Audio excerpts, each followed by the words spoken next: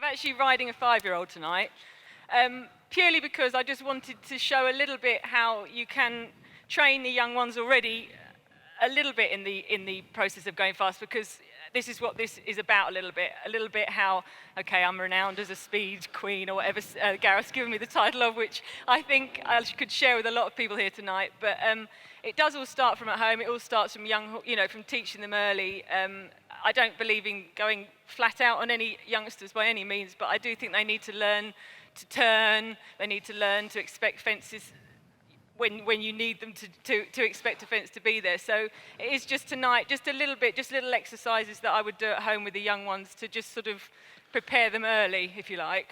And as a 5-year-old, you'd be jumping, what, 120, 125, something like that? She's competed here this weekend. She jumped the newcomers the first day, and as it was, 110, 120, I just did the turn. She finished third. Then she jumped the Fox Hunter the next 2 days, and she was double clear. But again, I didn't go fast. I just was trying to educate her a little bit, because she's quite a big horse as well, which is also a different kettle of fish. Most people will know me on horses like Beluga, like Limelight de Brève, who are just speed machines. And I think that's half the reason I've accounted with being a fast rider, because I've been lucky enough to have such fast horses. But yeah, you have. I mean, I remember those 2 Fox Hunter runs with Limelight and Parvati and Beluga. I mean, they were fantastic runs. Absolutely. And as I say, with horses like that, it's very easy to be fast.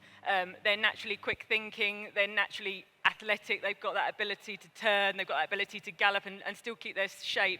A bigger horse like this would be a completely different kettle of fish. You'd have to use its ability in a different way, but also you can, from a young age, just teach them to get their body supple and get them used to, to jumping at slightly different angles to what they'd perhaps be used to. So we've got, what have we got? We've got a parallel there, we've got a vertical, another parallel. Yep. So what would you do at home? Well, I'd start with just this cross pole here. I do a lot of exercises with cross poles with the young horses. Let's see you jump the cross pole then. Okay, I haven't warmed up yet. Let me just have a try. How would you warm your horses up? All the same? No, yes, pretty much. But at home, I wouldn't just walk, trot and canter around the ring, as I, to say to everybody, you want to spend your time, even in walk, bending them a little bit, getting them, listening to you, but also trotting around the fences in the arena, just trotting away from fences, just trying getting them to change their stride pattern, getting them to lengthen, getting them to shorten, even when you're just working on the flat, so that when you come to riding a course and you have to have this obedience, then it's far easier if you've already got it ingrained in them a little bit on the flat. And how important is flat work? So important. I mean, I'm no dressage rider. I won't profess to that, but we can't jump a set of fences if the horses aren't listening to us and aren't supple and aren't obedient. I mean, when you look at riders, for me, well, Ben Mayer is the pinnacle for me of a rider at the moment anyway, but also guys like Marcus Eining, the German rider. He doesn't look like he moves in the saddle, but he has such obedience from his horse. The slightest little touch can make such a difference, and that's why someone like that can go fast, but not look like they're going fast. And I think that is what we're all striving for. I mean, okay, sometimes you have to change your mind and you have to do something, you have to kick, you have to pull, you have to do something at a split second, but if you can get the horse so listening to you and have that communication with your horse, then everything should just come as smoothly as possible.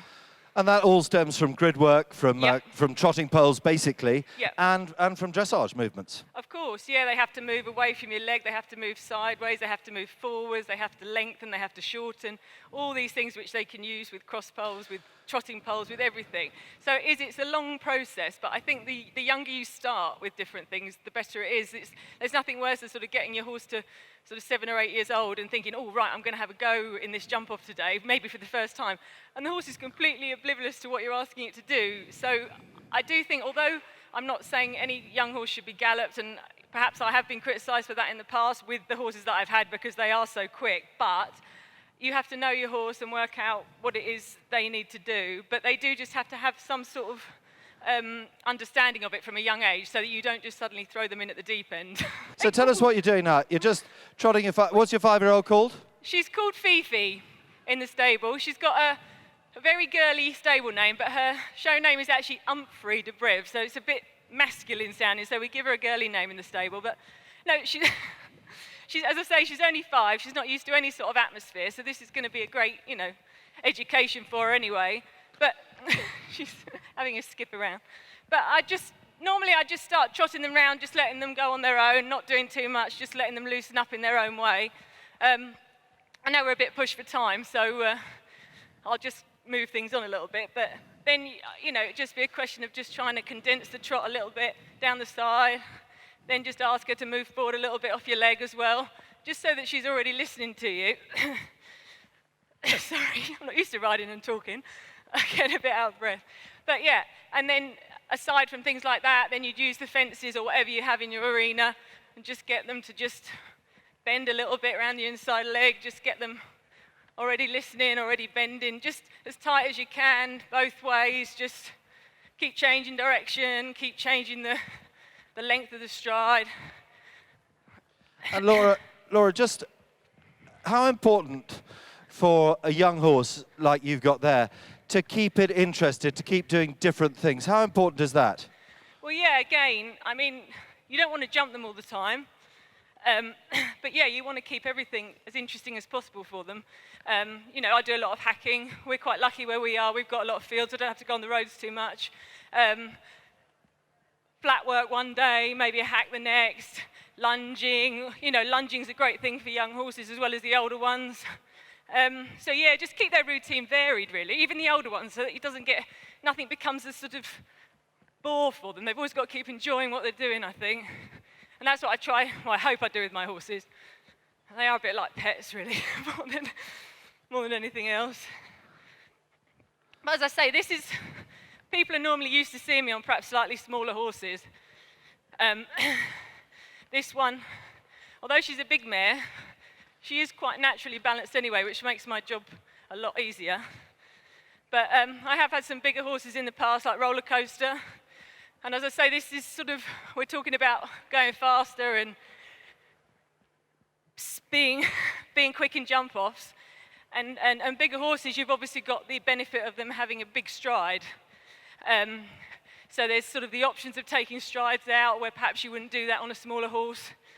You've always got to think about the benefits of each horse you're on and their sort of strengths, really.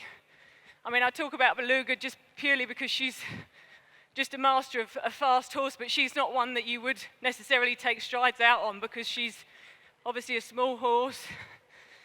She's very bouncy, and I've gone off, sorry. Oh no, I haven't, I'm back on again. You can almost take a longer route on her, but she's still quick enough. She's quick through the air, whereas a horse like this, she'd naturally be a bit slower and a bit more deliberate. So that's when things like maybe tighter turns and things like that would come into force. So this is just something we'd try and teach as early as possible. When I start cantering, I always start out of the stirrups, out of the saddle a little bit, and just let them canter on their own. Just let them do a bit themselves. She's been really good, actually.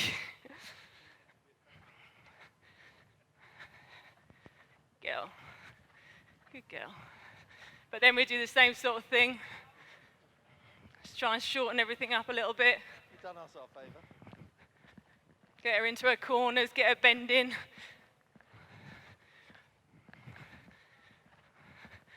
And just open her up a little bit. And would you want the fences a little bit smaller? No, they should be fine. They should be fine. I'll just pop her over that cross pole.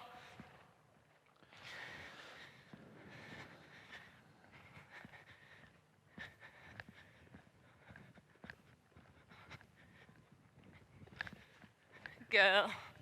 Ooh. And like when you land, just try and get everything balanced. The first few times, you just want them just to jump it nicely without doing too much. Good girl. So you've got some really good youngsters now, Laura, haven't you? You've got Belkin, and you've got Louis Dor, Damien Z, you've got Phoebe. That's the next stage, isn't it? Yeah. I mean, good girl. Woo, woo. And your husband, John, says they're all for sale. Is that right? So it's for sale? John says they're all for sale. They're all for sale. I don't know about that. You have to fight with me over some of them. No, you need them coming through. It's so difficult to buy a ready-made Grand Prix horse. You have to try and make them yourselves. And we've been really lucky over the years. You know, all our horses that I'm jumping now, we've brought them all through ourselves. So yes. Yeah. And an awful lot of them have come from the De Brave stud in France, haven't they? Yeah, this is another one. Out of Oz's mother. Out of Ozzy's mother, yeah, by a stallion called Lam de Fetan, which was a very prolific global champion winning horse a while ago. So she's exciting, but you never quite know what you've got. Anyway, now we just jump it. She's a little bit keen. Whoa, whoa. Let's jump that. Turn right. This time I'm going to jump it. Try and jump it a little bit slower and turn left if I can.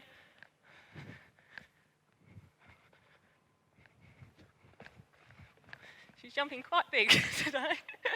And she's also a bit keen, which doesn't... But this is quite a really good exercise, just jumping over this.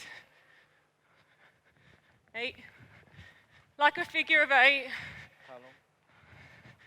And then you can keep getting tighter and tighter as you can.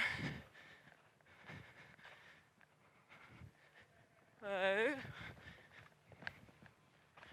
Good girl. Also encourages them to change leg, which is another common problem with the young horses, obviously.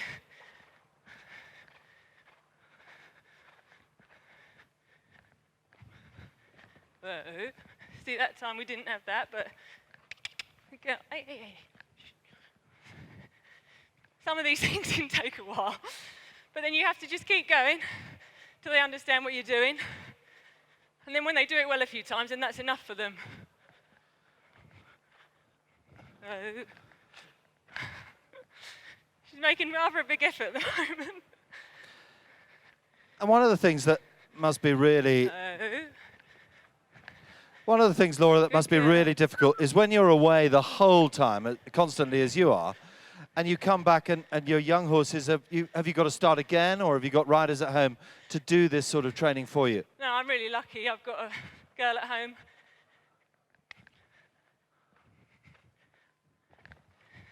Emily, she's actually riding at this show, and she rides all my young horses for me and does a brilliant job with them. In fact, I should have let her ride tonight. I could have talked to her because she'd probably be doing a better job than me. But no. Obviously, years ago, before I started jumping so much on the international circuit, I was at home enough and I could do it all myself, but it's impossible to do everything, so I'm really lucky to have her. She's finding this really difficult because, as I say, she is such a big horse. I just want to try and get it right going the other way. Oh, good girl. See, eventually they learn. Good girl. And that's quite a difficult exercise for a big horse like this. Ooh, good girl. I'm really hot. But yeah, just little things like that, although it doesn't seem like much. It's just getting them aware there's a fence coming at the angle. It's a very small fence, so you're not going to do you or them any harm. And as I say, just keep getting them to change leg, get them balanced. And when they do it right, it's obviously that'll do for the day and then again tomorrow. But those silly little things like that, it just immediately gets them aware that there might be a fence coming around that next corner instead of always thinking there's going to be one in a straight line. So simple but effective, I think. I'm out of breath. Good girl. So you've got Phoebe all limbered up and jumping quite beautifully after the way she was when she came in. I mean, she's really skittish and really wanted to get on her toes. Yeah. Now you've got her into your hand, you've got her into your thought. And look at that. She's now standing stock still. And that is flat work at its very best, isn't it? Well, she's got a really good brain on her, this horse, as well, which helps. But as I say, she'd never have been in anywhere like this with all these people in this sort of atmosphere. And I think she's coping really, really well. So this is a really good education for her. Yeah. And so you've done that, and that's exactly what you would have done at home. That's what you would do in a collecting ring anywhere. Yeah. And then you go on and maybe jump an oxer or a vertical. Yeah, for sure, an oxer and a vertical if you were at a show. But I mean, if you were at home, maybe some grids, some bounces, things like that, all sort of gymnastic work, all to get these young horses' muscles working in the right way. And obviously getting them, although we're trying to teach them a little bit to turn, we're also wanting them to go in a straight line because a lot of young horses deviate quite a lot. So cross poles, grids, bounces, everything like that is fantastic for that. And then you build up to sort of related distances. and a full course. So what we've got here is just a distance down here, an oxer off the corner, and then, you know, I'll jump this a few times normally, and then we can just try turning a little bit tighter, maybe taking strides out, because talking about jump-offs, you've got to think about the way you can save the most time. And if anyone was here the first night, there was a jump-off class. Beluga won it. She was first to go out of 20. She flew around like she does, and she went round. There was a turn to a double. You could have gone inside, but it was very, very tight. We went round. A few people tried the inside turn, didn't work. Ben Mayer came in, made it look easy, the turn inside. It just suited his horse, suited his way of riding. And okay, he was a little bit slower than me, but he could have beaten me that day. So that's a way, you've sort of got to know your horse, know your course, and find different ways of saving time. Things like where the start gates are, where you approach your first fence, where the finish is, how you ride through your finish. Silly little things that can make little tiny differences that could mean winning or losing a class. But yeah, that was an interesting one that night. Yeah, but you've had a pretty good show, haven't you? Had a really good show, yeah. Yeah, Beluga also won the speed class today. So she's doing everything right for me for tonight. And then I've got the Grand Prix tonight with the 7-year-old you were talking about, Bintang, and Louis. Louis Dor Damien Z. That is a commentator's nightmare, believe you me. I just call him Louis. Louis. But no, so hopefully we'll be in with a shout. But as I say, they're two totally different horses. One blood, one, you know, fast little horse. The other one a lot slower, a lot more deliberate. So they'd be totally two different horses. Like if I get through to the jump off with the two of them, which would be fingers crossed, you'd probably see me do two completely different things. So let's see if we can we can get there. Right, I'm going to jump a few of these jumps before we have to go. I'll just pop her over the vertical first.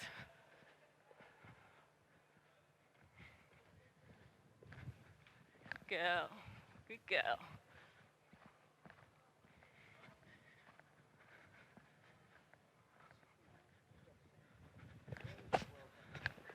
Whoa, whoa, whoa, whoa. I could have picked an easier horse, I think, tonight. Right. We've only got a few jumps here, but I'm just going to jump down this line, and then I'm going to go round the bottom down there to this oxer, and then we'll try it with the turn inside. As I say, they're only small jumps, but she's only a young horse, and you wouldn't want to do anything to frighten them.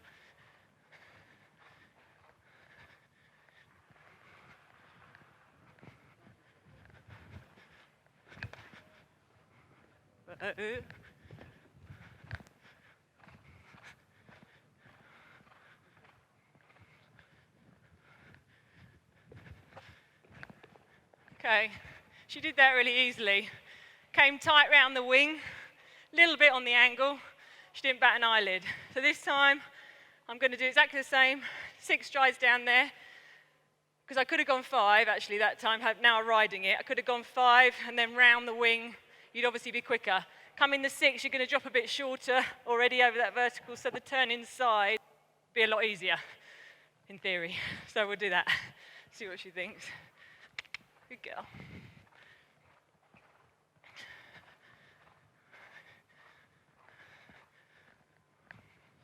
Uh-oh.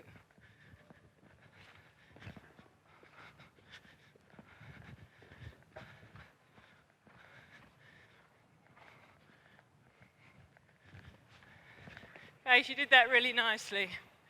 Really nicely. And another thing, if you'd see me there a little bit, it's always look early for your next fence, like jump down that line. As soon as I'm in the air, you're already looking, so you can almost try and pick your line a little bit. She's really well balanced, so coming around that corner, she came round on the right bend, and everything was really nice. Okay, you get some that might have their heads the other way, but if you've got your eye on that fence, you're automatically giving the aid to the horse that's where you want her to go.